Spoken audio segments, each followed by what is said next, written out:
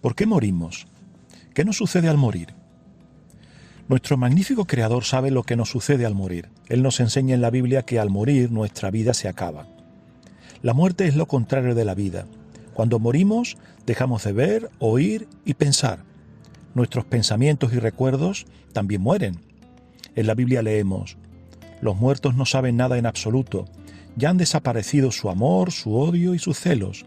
No hay actividad, ni planes, ni conocimiento, ni sabiduría en la tumba. También leemos que cuando alguien muere, sus pensamientos también mueren. Así, la Biblia no nos enseña que tengamos un espíritu que siga viviendo en otro lugar. ¿Qué dijo Jesús sobre la muerte? Cuando su amigo Lázaro murió, Jesús les dijo a sus discípulos: nuestro amigo Lázaro se ha dormido.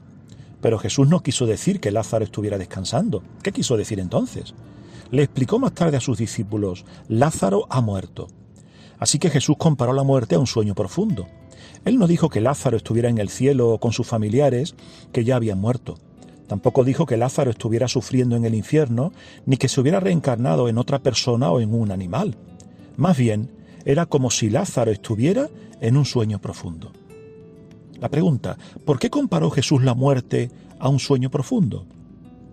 Alguien profundamente dormido no realiza ninguna actividad, ni se da cuenta de lo que pasa a su alrededor.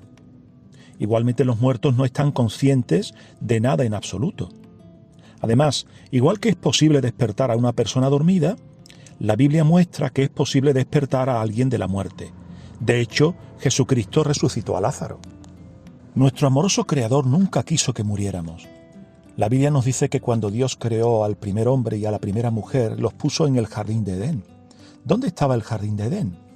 En la Biblia leemos: de Edén salía un río que regaba el jardín y desde allí se dividía en 4 ríos.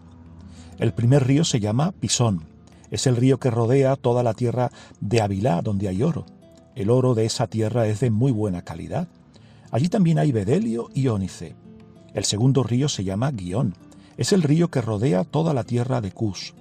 El tercer río se llama Hidekel. Es el río que va hacia el este de Asiria. Y el cuarto río es el Éufrates. Aunque el emplazamiento exacto del jardín de Edén sigue siendo un misterio, en la Biblia se habla del jardín de Edén como un lugar real. 2 de los 4 ríos mencionados en el relato bíblico, el Éufrates y el Tigris o Hidekel, siguen existiendo en la actualidad, y algunos de sus afluentes están muy próximos entre sí. Además, se citan por nombre los lugares por los que transcurrían, así como los recursos naturales característicos de cada zona. Es muy probable que los ríos y demás accidentes geográficos de la región hayan cambiado mucho con el paso de los siglos. Lo que sí es cierto es que esto nos muestra que Dios le dio un comienzo maravilloso a la primera pareja humana. Quería que Adán y Eva vivieran en un bonito jardín, tuvieran hijos, hicieran de toda la tierra un paraíso y cuidaran de los animales. La muerte no era algo que Dios tuviera pensado para ellos. Más bien, delante de ellos tenían la perspectiva de vivir para siempre. La muerte fue la consecuencia del pecado, de la desobediencia. ¿Por qué lo sabemos? Dios les puso una prohibición sencilla delante de ellos. Les avisó de las consecuencias. Dios les dijo: no debes comer del árbol del conocimiento de lo bueno y lo malo, porque el día en que comas de él sin falta, morirás. Así como un médico advierte a sus pacientes acerca de las cosas que pueden dañar su salud, Jehová Dios advirtió a Adán y Eva de la conducta que los perjudicaría. Tristemente no escucharon, y eso tuvo consecuencias. Cuando Adán y Eva desobedecieron, perdieron la posibilidad de vivir para siempre. Dios le dijo a Adán: polvo eres y al polvo volverás. Adán había sido creado del polvo, así que Dios quiso decir que Adán volvería a ser polvo, como si nunca hubiera existido. Cuando murió, Adán dejó de existir. Cuando una llama se apaga, no se va a ningún lugar, deja de existir. De la misma manera, cuando una persona muere, no va a otro lugar, sencillamente deja de existir. Adán y Eva, al desobedecer, pecaron y con el tiempo murieron y dejaron de existir. El pecado es como una terrible enfermedad que hemos heredado de nuestros primeros padres. Así que morimos porque todos nacemos pecadores. Así lo dice la Biblia. Por medio de un solo hombre, Adán, el pecado entró en el mundo, y por medio del pecado entró la muerte, y así fue como la muerte se extendió a todos los hombres. Por culpa de Adán, todos nacemos pecadores y por eso morimos. La Biblia dice que el pecado es la violación de la ley. Por tanto, pecar es no alcanzar el objetivo de cumplir con las normas perfectas de Dios, ya sea en acción, sentimiento o pensamiento. Como Dios es nuestro creador, Él tiene el derecho de establecer normas para la humanidad. La Biblia nos dice: cada uno de nosotros rendirá cuentas de sí mismo a Dios. Como dijimos, Jehová Dios nunca quiso que los humanos murieran.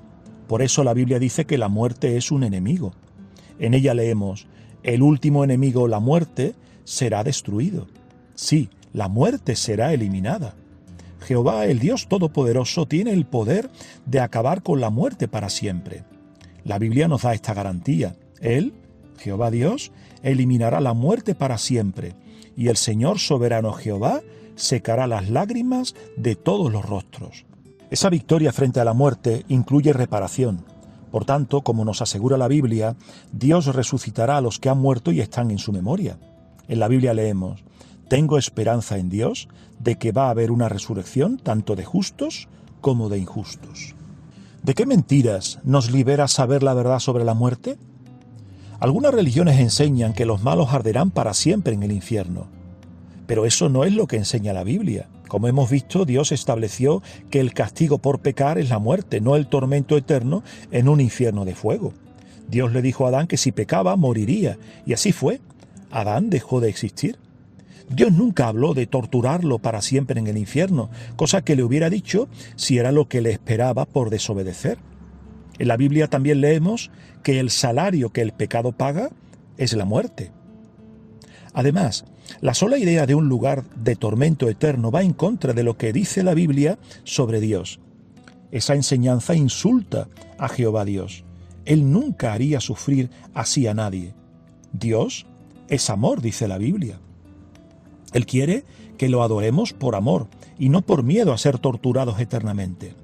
En la Biblia leemos: Jehová nuestro Dios, tú mereces recibir la gloria, la honra y el poder, porque tú creaste todas las cosas y por tu voluntad llegaron a existir y fueron creadas.